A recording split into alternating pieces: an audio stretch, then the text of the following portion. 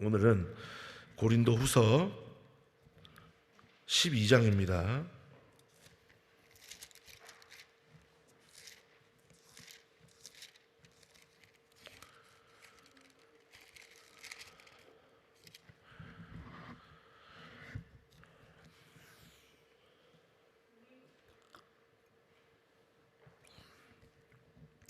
제가 가진 성경은 신약성경 298면에 있습니다. 찾으셨으면 아멘. 함께 우리 합독하겠습니다. 시작. 무익하나마 내가 부득불 자랑하노니 주의 환상과 계시를 말하리라. 내가 그리스도 안에 있는 한 사람을 아노니 14년 전에 그가 셋째 하늘에 이끌려 간 자라. 그가 몸 안에 있었는지 몸 밖에 있었는지 나는 모르거니와 하나님은 아시느니라. 내가 이런 사람을 아노니 그가 몸 안에 있었는지 몸 밖에 있었는지 나는 모르거니와 하나님은 아시느니라. 그가 낙원으로 이끌려가서 말할 수 없는 말들을 들었으니 사람이 가히 이르지 못할 말이로라. 내가 이런 사람을 위하여 자랑하겠으나 나를 위하여는 악한 것들 외에는 자랑치 아니하리라. 내가 만일 자랑하고자 하여도 어리석은 자가 되지 아니할 것은 내가 참 말을 함이라. 그러나 되지 아니할 것은 내가 참 말을 함이라. 그러나 누가 나를 보는 바와 내게 듣는 바에 지나치게 생각할까 두려워하여 그만두노라. 여러 계시를 받은 것이 지극히 크므로 너무 자고하지 않게 하시려고 내 육체의 가시 곧 사단의 사자를 주셨으니 이는 나를 쳐서 너무 자고하지 않게 하려 하심이니라. 이것이 내게서 떠나기 위하여 내가 3번 주께 간구하였더니 내게 이르시기를 내 은혜가 내게 족하도다. 이는 내 능력이 약한 데서 온전하여짐이라 하신지라. 이러므로 도리어 크게 기뻐함으로 나의 여러 약한 것들에 대하여 자랑하리니 이는 그 여러 능력으로 내게 머물게 하려 함이라. 그러므로 내가 그리스도를 위하여 약한 것들과 능욕과 궁핍과 핍박과 곤란을 기뻐하노니 이는 내가 약할 그때에 곧 강함이니라. 내가 어리석은 자가 되었으나 너희가 억지로 시킨 것이니 내가 너희에게 칭찬을 받아야 마땅하도다. 내가 아무것도 아니나 지극히 큰 사도들보다 조금도 부족하지 아니하리라. 사도에 표된 것은 내가 너희의 가운데에서 모든 참음과 표적과 기사와 능력을 행한 것이라. 내 자신이 너희에게 폐를 끼치지 아니한 일밖에 다른 교회보다 부족하게 한 것이 무엇이 있느냐. 너희는 나의 이 공평치 못한 것을 용서하라. 보라, 이 3번째 너희에게 가기를 예비하였으나 너희에게 폐를 끼치지 아니하리라. 나의 구하는 것은 너희 재물이 아니요 오직 너희 어린아이가 부모를 위하여 재물을 저축하는 것이 아니요 이에 부모가 어린아이를 위하여 하느니라. 내가 너희 영혼을 위하여 크게 기뻐함으로 재물을 허비하고 또 내 자신까지 허비하리니 너희를 더욱 사랑할수록 나는 덜 사랑을 받겠느냐.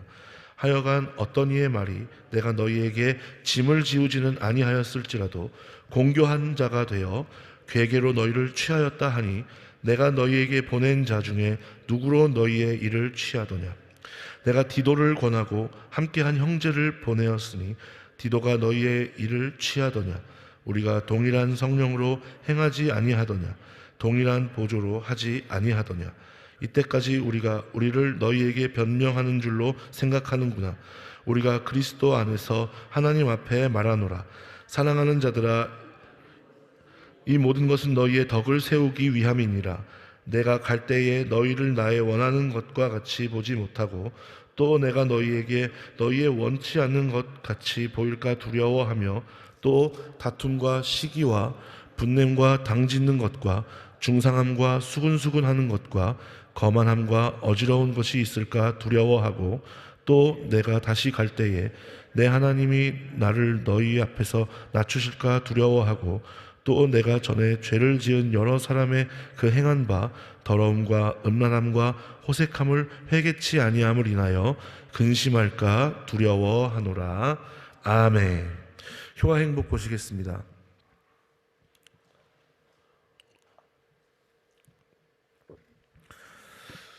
4월 3일 수요일 고린도후서 12장 양육의 제목은 양육의 원리입니다. 요절 말씀 고린도후서 12장 15절 읽습니다. 시작. 내가 너희 영혼을 위하여 크게 기뻐함으로 재물을 허비하고 또 내 자신까지 허비하리니 너희를 더욱 사랑할수록 나는 덜 사랑을 받겠느냐. 아멘. 영적인 자녀를 낳아 양육하는 것은 많은 수고와 노력이 필요하다. 그러나 그 열매는 우리의 모든 수고를 잊을 만큼 너무나 귀하고 가치 있다. 자기만 생각하던 영적 어린아이가 주변 사람들을 섬기는 장성한 자로 자라는 것을 볼 때 누리게 되는 그 기쁨은 오직 양육하는 사람만이 맛볼 수 있는 것이다. 내가 섬기는 사람들을 어떻게 하면 더 잘 양육할 수 있을까?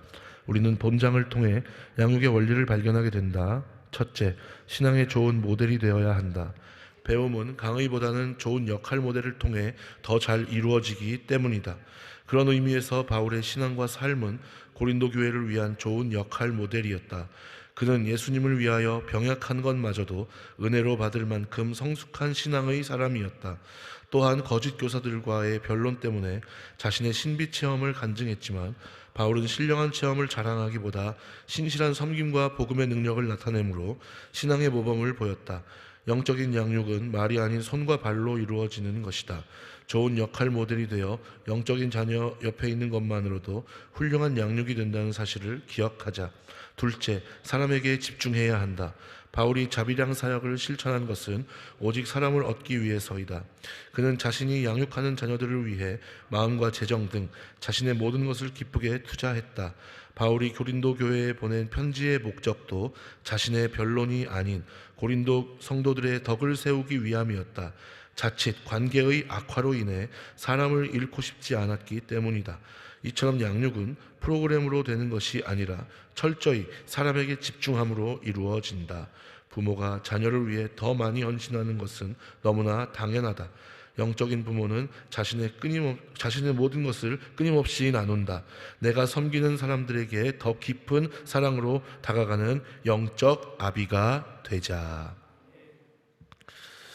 할렐루야. 오늘 우리가 읽은 본문을 보시면 바울은 14년 전에 자기에게 하나님께서 보여주신 환상과 계시를 간략하게 소개하고 있습니다. 그리고 자신에게 있는 육체의 가시를 이야기하고 있고요. 고린도 교회를 위한 자신의 사랑과 헌신, 그리고 물질에 대한 태도와 계획에 대해서 밝히는 그런 내용들, 중요한 내용들이 기록되어 있죠. 여러분, 사도 바울은 무익하나마 자신이 주의 환상과 계시를 부득불 자랑한다라고 그렇게 이야기하고 있습니다. 바울이 본 환상과 계시는 분명히 주님의 역사인 줄 믿습니다. 바울은 14년 전에 있었던 자신의 경험을 매우 조심스럽게 언급했습니다. 셋째 하늘에 올라간 사건, 이거는 바울이 의도한 게 아니었죠. 하나님의 힘에 이끌려 그곳에 이르게 되었을 뿐이고, 이 같은 신비적인 체험은 오늘날에도 꼭 이런 사건이 아니지만 이와 비슷한 주님께서 하셨다라고 밖에 설명이 되지 않는 그런 사건들이 있어요, 없어요? 있죠. 현대 과학으로 도저히 풀 수 없는 그런 사건들이 존재합니다. 당시를 이제 생각하면서 그때 자기가 낙원으로 이끌려가서 사람이 가히 이르지 못할 말을 들었다고도 했고요. 여기서 낙원이라고 번역된 파라데이소스라고 하는 헬라어는 우리가 잘 아는 그 영어 단어 파라다이스 알죠? 파라다이스의 어원이 되는 그런 단어입니다. 문자적으로는 울타리로 둘러막은 땅이라는 뜻인데요. 우리가 그토록 오매불망 가고 싶어 기다리고 있는 무엇을 의미할까요? 천국을 의미하는 거죠. 바울은 이제 자기가 체험한 것을 언급한 후에 더 이상 그것에 대해서 이야기하지 않고, 하나님께서는 은혜를 받은 바울이 너무 자고하지 않도록 육체의 가시를 주셨다라고 그렇게 이야기하고 있습니다. 이 원어적 의미는, 이 가시라고 하는 것이 하나님의 성전에 앉아 자기 스스로를 하나님이라고 칭하는 적그리스도의 오만함을 표시하는데 그렇게 사용이 됐어요. 자고한다는 그런 의미가요. 자, 육체의 가시가 무엇인지는 정확히 알 수 없지만 이 육체의 가시는 사도 바울로 하여금 일생 동안 심각한 그런 고통을 겪게 했음이 분명해요, 분명하지 않아요? 분명하죠. 그러나 사도 바울은 이것을 어떻게 해석하고 있어요? 너무 자신이 자고하지 않기 위하여, 자신이 오히려 하나님의 자리에 들어가지 않도록 하기 위하여 육체의 가시를 주셨다라고 이렇게 생각하고 있습니다. 바울은 자신에게 고통을 주는 육체의 가시를 제거해 달라고 하나님께 몇 번 간구했죠? 3번이나 이야기했어요. 그런데 바울의 기도에 하나님은 육체의 가시를 준 목적을 말씀해 주셨죠. 오랫동안 간절히 기도했음에도 떠나지 않는 그 가시, 즉 그의 몸을 괴롭히는 질병이 하나님의 특별한 뜻에 의하여 그의 몸에 남겨져 있다는 사실을 깨닫도록 해주셨고요. 하나님의 뜻을 깨달은 바울은 그리스도를 위하여 악한 것들과 능욕과 궁핍과 핍박을 이제 어떻게 한다? 기뻐한다 라고 그렇게 말하고 있어요. 그리고 그의 육체에 있는 가시는 하나님만 바라보고 갈망하는 은혜의 통로가 된 줄 믿습니다. 하나님은 교만한 자를 대적하시고 겸손한 자에게 뭘 주시죠? 은혜를 주시죠. 우리도 바울과 같이 이렇게 겸손한 자가 되기를 간절히 소망합니다. 자, 사도 바울은 자신이 체험한 하나님의 놀라운 은혜를 간증하고 나서 이제 곧 그의 고백이 자랑으로 여겨질 것을 염려해서 뭐라고 고백하고 있어요? 자신이 스스로 어리석은 자다라고 자처했고, 이것은 결국에는 그가 자신이 자고하지 않기 위해서, 하나님의 자리에 들어가지 않기 위해서 그렇게 주님 앞에 더욱더 겸손하고 주님 앞에 감사하며 나아가기 위한 고백인 줄 믿습니다. 여러분, 바울은 자기가 그리스도의 사도로서 모든 참음과 표적과 기사와 능력을 행하였다고 그렇게 이야기하는데요, 자신이 거짓 사도들보다 더 우월하다는 것을 여러분, 하나님께서 실제로 그렇게 나타나도록 보여주실 수 있도록 만들어 주셨어요? 안 만들어 주셨어요? 만들어 주셨죠. 결국에는 그렇게 하나님께서 만들어 주실 수 있었던 이유가 뭘까요? 바로 그의 겸손함, 그리고 주님 안에서 육체적 질고 가운데에서의 자족함, 그리고 주님을 신뢰함인 줄 믿습니다. 바울은 자기가 가진 권위와 그러한 비슷한 것들로 인해서 교회 위에 군림하기를 원치 않았어요. 오히려 낮은 자리에서 성도들을 돌보고 말씀을 증거하며 전도하며 그렇게 살기를 원했죠. 자신이 스스로 생계에 필요한 것들을 충당하면서 자신이 섬기는 교회를 그렇게 섬긴 줄 믿습니다. 그래서 바울의 선교가 우리가 흔히 말하는 어떤 선교라고 이야기해요? 자비량 선교다라고 그렇게 이야기를 하죠. 자, 그가 재물을 탐한다는 악인들의 근거 없는 비방을 일축하는 동시에 바울의 진실한 마음을 토로하면서 바울은 고린도 교회와 자신과의 관계를 어떤 관계에 비유했어요? 부모와 자식 간의 관계에 그렇게 비유했죠. 마치 부모가 자녀를 돌보고 사랑하는 것처럼 자신이 교회를 돌보고 그렇게 어떻게 했다는 거예요? 사랑했다라고 하는 거예요. 그런데 이런 사도 바울의 고백이 정말 실제로 말뿐인 고백이었나요? 하나님께서 그렇게 용납해 주실 만한 고백이었나요? 용납해 주실 만한 그런 고백이었어요. 이러한 고백은 정말 위대한 사역자의 모습을 반증하는 그런 믿음의 증거가 되었죠. 그것을 통해서 오늘 우리가 나누는 효와 행복에 나오는 그 말씀의 제목이 뭐예요? 양육의 원리잖아요. 사도 바울의 양육의 원리가 다른 데 있지 않았은 줄 믿습니다. 바로 이런 모습에서 즉 자신이 믿고 있는 그런 믿음의 신앙에 대한 윤리적인 증명이 어디에서 이루어지는 거예요? 삶에서 이루어질 때. 그것은 정말 참된 양육, 최고의 표본이 되는 줄 믿습니다. 바울은 고린도 교회를 세우고 복음을 증거하면서 성도들을 돌봤지만 어떤 권위나 아니면 무슨 물질적인 대가, 그런 것을 요구하지 않았죠. 그럼에도 불구하고 고린도 교회 안에 일부 사람들은 사도 바울을 어떻게 했어요? 비방하고 파당을 지었죠. 이것은 바울을 음해하고 그 사역을 중단시키려는 그런 목적이 있는 거였어요. 사도 바울은 이제 몇 번째로 고린도 교회에 방문하려고 하는 거예요? 세 번째로 그렇게 방문하려고 하는데, 자, 그런 고린도 교회가 분쟁 가운데 휘말려 있지 않을까, 그렇게 염려하고 있는 것을 오늘 우리가 읽은 본문에서 볼 수 있죠. 자, 교회 안에 분쟁이 있는 것을 두려워하라는 그런 바울의 경고는 여러분, 그 분쟁이 정말 교회를 잘 되게 만들고 교회를 살리는 거예요? 아니면은 멸망으로 이끄는 거예요? 살리는 것이 아니에요. 멸망으로 이끄는 그런 분쟁이기 때문에, 그렇기 때문에 너희는 그런 비방과 여러 가지 그와 비슷한 분쟁에 휘말리지 말아라 라고 하는 거죠. 그리스도의 몸된 교회가 분쟁에 휘말린다면 더 이상 존재할 이유가 있어요, 없어요? 없는 거죠.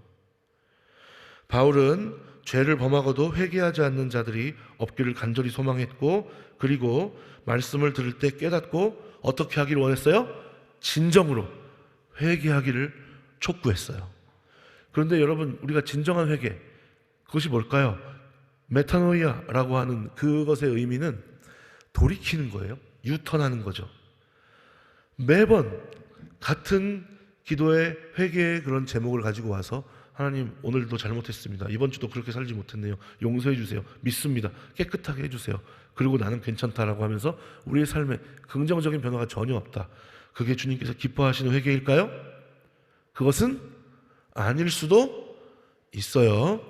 분명히 알아야 할 것은 뭐냐 하면, 우리가 같은 제목으로 회개하는 그런 횟수가 점점 어떻게 될 수 있어야 된다는 거예요? 줄어들 수 있어야 된다는 거예요. 10번이었으면 8번으로, 6번으로, 5번으로, 4번으로. 우리의 삶에서 이렇게 긍정적인 변화가 있음과 동시에 하다 안 돼서 주님 앞에 제가 육신의 연약함으로 인해서 또 넘어지고 말았습니다. 주님 용서하여 주시옵소서. 이렇게 하는 것과 매번 분쟁과 시기와 질투와 뭐 여러 가지 우리 안에서 싸워서 이겨야 할 것들에 휘말리면서 어쩌면 그런 것들의 중심에 하나님의 자녀 예수 그리스도의 제자라고 하는 사람이 서 있으면서 교회에 와서는 그냥 잘못했습니다, 용서해 주세요, 이런 게 회개일까요? 그런 건 절대 아닌 줄 믿습니다. 여러분, 정말로 하나님의 자녀 예수 그리스도의 제자라면 이런 것에서 떠나 오늘 우리의 삶의 태도와 지금을 살아가고 있는 나의 모습을 통해 교회가 왜곡되지 않고 주님이 왜곡되지 않고 하나님의 자녀 예수 그리스도의 제자를 우리가 만들어낼 수 있는 그런 축복의 통로의 역할을 잘 감당해야 할 줄 믿습니다. 그게 뭐가 되는 거예요? 최고의 양육의 원리가 되는 거죠. 여러분, 말씀을 정리할게요. 고린도 전후서는 불신자들을 대상으로 쓴 글이에요? 아니면 성도들을 대상으로 쓴 글이에요? 성도들을 대상으로 쓴 글이에요. 불신자를 대상으로 쓴 글이 아니에요. 그런데 이걸 불신자들을 대상으로 쓴 글로 이해하면 되겠어요, 안 되겠어요? 그거는 완전히 잘못된 방향으로 가는 거예요. 성도들이 어떻게 해야 될까를 권면하는 글이에요. 오늘날 우리에게 해당되는 글인 줄 믿습니다. 특별히 이미 믿음의 경주를 달리고 있는 성도들에게 보내는 편지인데, 그 당시 우상 숭배와 음란의 대명사로 알려진 고린도 지역에 세워진 교회를 대상으로 쓴 글이란 말이에요. 신앙생활하기 참 어렵겠지만 힘들겠지만 너희가 주님 안에서 어떻게 해라? 힘을 내라. 하나 되라. 여러 가지에 휘말리지 말고 말씀 붙들고 주님 바라보면서 그렇게 나아가자. 성도들을 대상으로 쓴 글입니다. 자, 오늘 본문 마지막 부분 20절에서 21절에 이렇게 말씀해요. 내가 두려워하는 것은 내가 여러분에게 갈 때 여러분이 내 기대에 못 미치거나 내가 여러분의 기대에 못 미칠까 하는 것입니다. 이런 이야기를 하고 있어요, 바울은. 세 번째로 교회에 간다고 했잖아요. 그때 자신들의 믿음의 경주를 달리고 있는 모습이 혹시 내 모습이 여러분들의 기대에 못 미칠까 두렵습니다. 그리고 여러분들의 믿음의 경주를 달리고 있는 그 모습이 내 기대에 미치지 못할까 두렵습니다. 여러분, 우리 서로 이런 마음을 품고 다른 사람을 나보다 좋게 여기면서 주님의 말씀에 따라 인도하심에 따라 그렇게 믿음의 경주를 달릴 수 있는 우리 모두가 될 수 있기를 간절히 주님의 이름으로 부탁을 드리겠습니다. 그리고 또 이렇게 이야기해요. 여러분 가운데 다툼과 시기와 분노와 파단과 중상모략과 수군거림과 교만과 무질서가 있지 않을까 하는 것입니다. 여러분, 아까도 말씀드렸듯이 우리 이것에서 자유할 수 있기를, 사망 권세를 이기시고 부활하신 주님 안에서 자유할 수 있기를 주님의 이름으로 간절히 부탁을 드리겠습니다. 그리고 또 내가 두려워하는 것은 내가 다시 여러분들에게 갈 때에 하나님께서 여러분 앞에서 나를 낮추시지 않을까 하는 것입니다. 즉, 성도님들은 잘하고 있는데 오히려 복음으로 이제 양육받고 예수님을 믿기 시작한 고린도 교회의 그 음란하고 방탕한 도시에서 신앙생활을 하고 있는 성도님들은 아주 잘 달리고 있는데 내가 그렇지 못해서 주님이 성도님들 앞에서 나를 낮추시지 않을까, 내가 그것이 두렵습니다. 교역자는 교역자의 입장에서, 그리고 성도님들은 성도님들의 입장에서 우리 이런 마음을 품고 믿음의 경주를 달릴 수 있는 우리 모두가 될 수 있었으면 좋겠습니다. 자, 그리고 전에 죄를 지은 많은 사람들이 그들이 행한 더러움과 음란과 호색을 회개하지 않으므로 내가 슬퍼하지 않을까 하는 것입니다. 이런 고백을 하고 있어요. 전에 행하던 그 음란하고 방탕한 도시에서 행하던 그 일들을 여전히 행함으로 내 마음에 슬픔이 가득할까, 그게 걱정이 된다라고 그렇게 고백하고 있습니다. 여러분, 하나님도 이와 같은 마음이 있을까요, 없을까요? 있을 수 있으시겠죠. 여러분, 하나님의 걱정을 덜어드릴 수 있는 저와 여러분들이 되시기를 주님의 이름으로 간절히 부탁을 드리겠습니다. 여러분, 우리는 부활하신 예수님을 믿으며 다시 오실 예수님과 그날에 완성될 하나님의 나라를 기다리는 사람입니다. 여러분, 이 사실을 믿으십니까? 그렇다면 우리 어떻게 해야 될까요? 주님께서 우리의 기대에 못 미치는 일은 있을 수 있어요, 없어요? 전혀 없죠. 주님께서는 우리의 기대에 못 미치는 일이 전혀 없을 줄 믿습니다. 문제는 누구예요? 그렇죠, 우리예요. 나 자신이에요. 여러분, 우리에게 사도 바울에게 있었던 그런 육체의 가시가 우리에게도 있을 수 있습니다. 꼭 질병과 같은 문제가 아니라 여러 가지 문제로 있을 수 있습니다. 그러나 우리 사도 바울과 같이 주님 바라보면서 주님 안에서 힘을 내며 나아갈 때 그 약함이 강함이 되도록 만들어 주실 줄 믿습니다. 이것으로 인해서 내가 주님의 뜻을 더 구하고 주님의 은혜를 경험하게 만드는 축복의 통로의 역할을 하게 될 줄 믿습니다. 그리고 나중에 뒤를 돌아보니 모든 것이 주님의 무엇이었습니다? 은혜였습니다. 그렇게 고백하도록 만들어 주실 것입니다.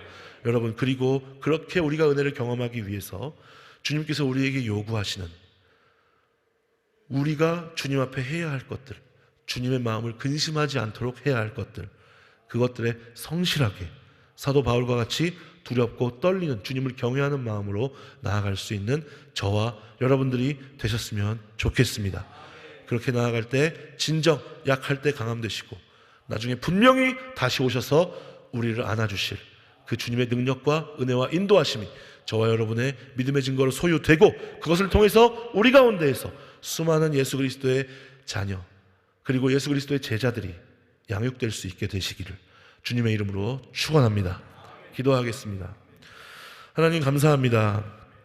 주님, 우리의 가족들, 내가 사랑하는 사람들, 그리고 이 세상의 많은 사람들, 그들이 주님 앞에 나올 수 있게 되기를 원합니다. 그러나 그것이 말처럼 쉽지가 않습니다. 주님, 우리의 힘으로 되지 않습니다. 나를 통해서 안 되면 다른 사람을 통해서라도 성령께서 역사하여 주시어서 아버지, 우리와 함께 예수님을 믿을 수 있도록 인도하여 주시옵시고, 가치관이 바뀌고 생각이 바뀌어서 우리가 주님을 함께 찬양하며 영광 돌릴 수 있도록 주님 인도하여 주시옵소서.